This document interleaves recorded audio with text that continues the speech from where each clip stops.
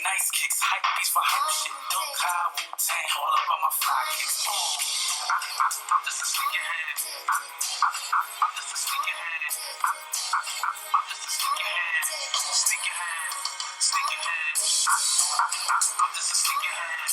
I'm just a sneakerhead. I'm just a sneakerhead. Sneakerhead. Sneakerhead. I'm just a sneakerhead.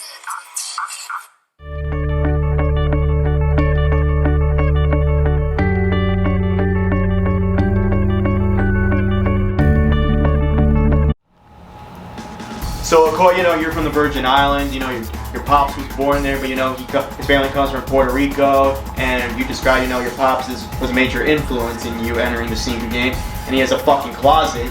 So, elaborate on that. What was the influence that your dad had on you and your brother when it came to the shoe game?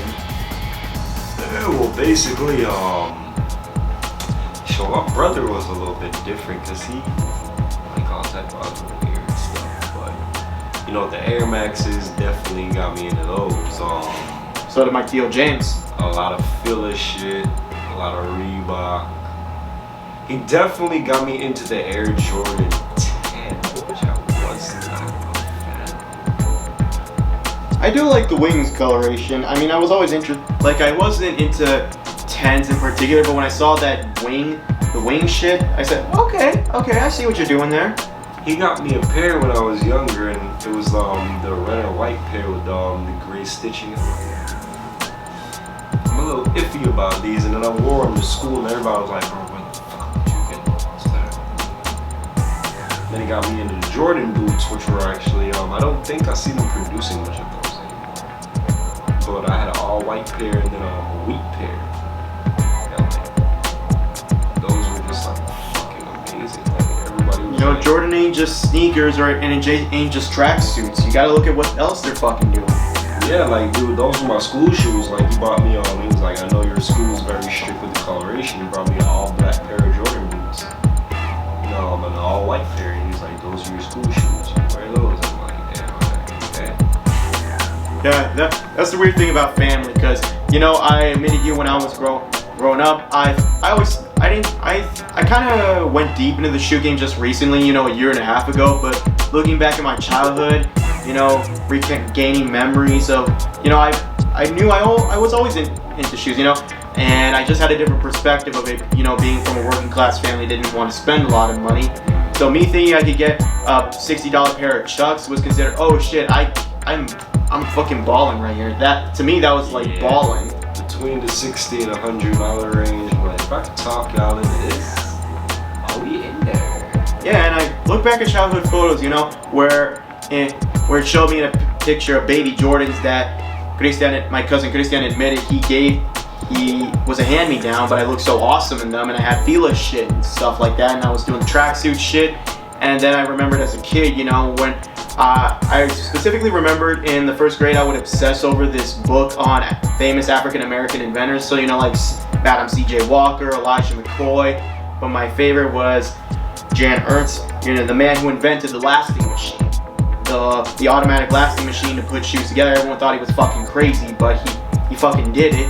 And then when I got a Brothers Grimm storybook from a farmer's market from my parents, I always loved the Elves and the Shoemaker. So looking back, whether I acknowledged it or not, shoes were a part of my life. Yo, and you know, even though my parents are not as into it, even from their villages, their pueblos, they had their own shit that was the shit. You know, for my papa, that was the Reeboks, the Freestyle Highs, and the classics, that shit. And for my mama, it was getting any pair of Nike shoes, because Nike shoes was fucking impossible to get over there in the pueblo. Yeah, I can see that for sure. And I guess it's the same thing that applies to your dad, to your pops. You know, he loved the culture and he passed it on to his sons. And of course, you developed your own way of going around it, but you can't ignore the foundation. Yeah, because he's really into the ones right now, like hell, and he's recently gotten into his little Yeezy craze. So, you know, he's getting all of those, like, not the new crazy ass ones that he's come out with, but the original Yeezys. Ooh.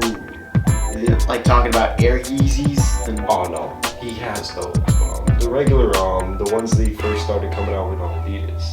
Oh yeah.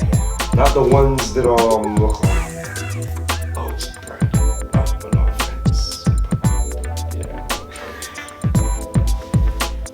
Yeah. So, moving on. Do you feel like, cause my Theo James, he got me into a lot of Air Maxes. When I started getting deep into the culture, Theo James, shout out to you. You love your Air Maxes. You show me your closet. You got a fucking closet full of them shits. I take a lot of it from you, and he would love to have any pairs of the Puerto Rico inspired shits, like the Puerto Rico Air Max 1s. Those are fucking awesome. But moving on. But your pops just had that hand, and just like me, even though my parents were not super into the culture, they created the little bits and pieces, circumstances, just to ensure that I was gonna grow up to love shoes. And that was how you grew up too. Circumstances and family ensure that you love shoes. And our coworker Tamika, she grew up with a grandmother who said, if you get good grades, I'm gonna buy some shoes. And going for Christmas, she'd get some shoes.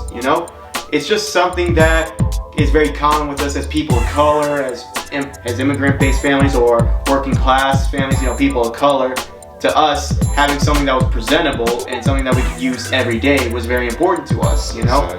It's not like we enjoy flexing sometimes, but we want to make sure this is something that we're going to use on a regular basis. And what could be more regular basis than fucking shoes? You're right. So moving on.